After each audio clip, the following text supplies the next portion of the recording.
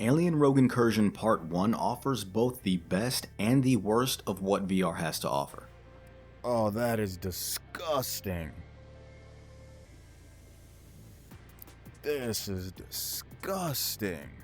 In fact, I don't think I've ever played a VR game that does so much right while doing so much wrong and still being an enjoyable experience. There's a good amount to unpack in this review, so let's start with the graphics because Alien Rogue Incursion absolutely meets expectations in that regard. Tested on high settings across the board, the game just looks great. From the screens scattered throughout the facilities to the designs of the aliens themselves, there's clearly been a lot of care put into crafting this visual experience. The attention to detail is pretty up there, down to the way the aliens' acidic blood melts away surfaces. At a glance, I thought it was just a 2D texture that replaced their green blood, but there's actual depth to the melting and it looks very believable, which automatically increases immersion. Even the aliens themselves look convincing, at least when they're not awkwardly walking up to you. The walking looks pretty goofy and can break the tension since they walk like people. But on the topic of graphics, something that did catch my attention that won't be present in this footage is the fog and lighting effects. The smoke and fog here definitely look better than some VR games, but when looking at them through VR lenses with two eyes, the projected lights look a bit grainy. This is more obvious in darker environments though, so if you're focusing on not becoming an alien incubation chamber, this shouldn't be too noticeable. Beware of outdoor fires though, since they tend to throw sparks at you like someone welding a door shut. But while the game's overall graphical quality is acceptable, it comes with a price. You may experience some noticeable frame drops, especially during intense moments, likely because of how graphically demanding this game is. That said, if you're not looking too closely, the visuals overall do an excellent job of pulling you into the experience. Now, here's where I'm torn because when it comes to the mechanics, this game does a lot right and a lot wrong at the exact same time. The good news is that this game gives you access to a range of unique tools and weapons, and they're genuinely intuitive to use. From items like the motion sensor and insulated clamps to the weapons, it all feels fun to use and easy to understand as a concept in this game. In fact, if I'm being honest, the way these tools work is one of the game's strongest features. Oh no, this is touchscreen. This is how you do it. This will never, ever get old in VR. You can tell they were designed to give you a hands-on immersive experience, and for the most part they succeed in doing just that. Where the big steps in the wrong direction were taken though is when it comes to the controls themselves and the inventory system. One of the biggest disappointments for me was using my inventory. There are some tools and objects like your motion sensor and healing stems that you can pull directly from your body. While this sounds great in theory, in practice it's surprisingly clunky. Too often I found myself grabbing the wrong item, if anything at all, like accidentally grabbing ammo when I was trying to pick something up off the ground.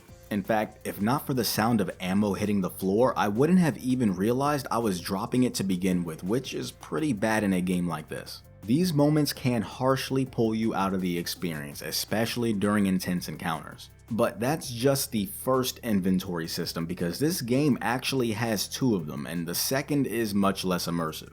Items you use often, like your insulated wire clamps and your incredibly important tablet, are pulled out from a floating menu activated with a button on the controller. Simply put, this just feels like it belongs in the earlier era of VR gaming. It's functional for sure, but it lacks the kind of immersion you'd expect in a modern VR title, especially one with this much hype behind it. On the bright side, the enemy AI helps to redeem things. Aside from the creepy walking mentioned earlier, the aliens don't present themselves as mindless drones. They feel very intelligent and cunning actually. They use the environments to their advantage, sneaking through vents and dark areas to flank you when you least expect it, and at the most inconvenient angles. It keeps you on your toes and adds an element of unpredictability to otherwise repetitive feeling fights.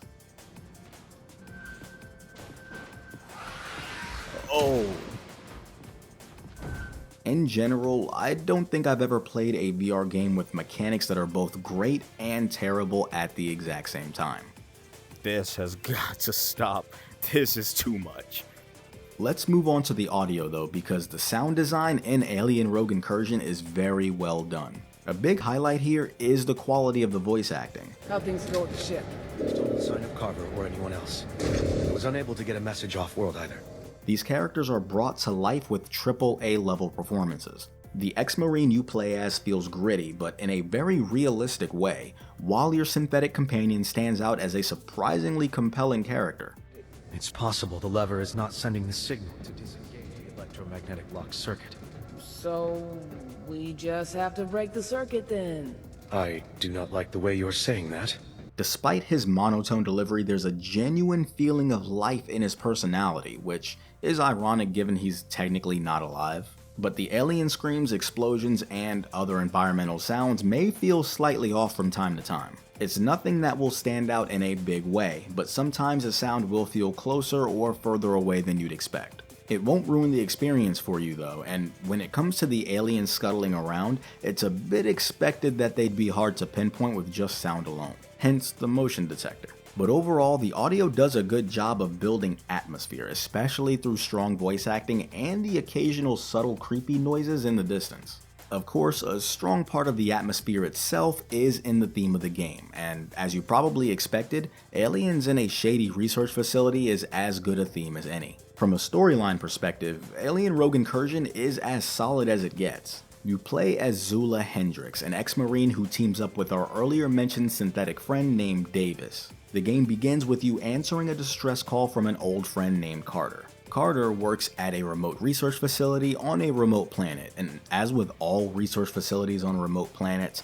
shady stuff wormed their way into becoming your problem. Something worth noting here though is that this is the first game in a 2-game series, yet it doesn't feel like half a game. There was a very clear and very successful effort put into making this game feel like a whole game on its own, even ending on a cliffhanger. The character development is also very standout.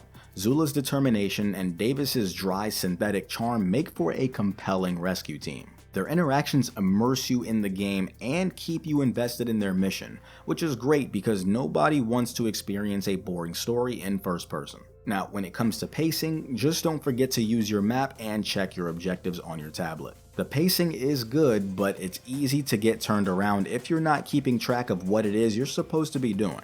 From an options perspective though, Alien Rogue Incursion gives you a solid number of settings to tweak your experience to your liking. Whether it's comfort, controls, or fine-tuning the audio, there's legitimately plenty here to work with. Aim assist isn't something I play with often in VR, but this game has it. Initially in this game, aiming down sights felt incredibly awkward for me, it just didn't feel right for some reason. After messing with the settings, I found a configuration that worked better than the default. But what's impressive is how the game handles aiming animations with the aim assist option. When you bring your weapon to your shoulder, there's an animation that makes it feel like you're actually shouldering the weapon properly. This is great as a concept, but to me, actually using a weapon like this feels awkwardly restrictive.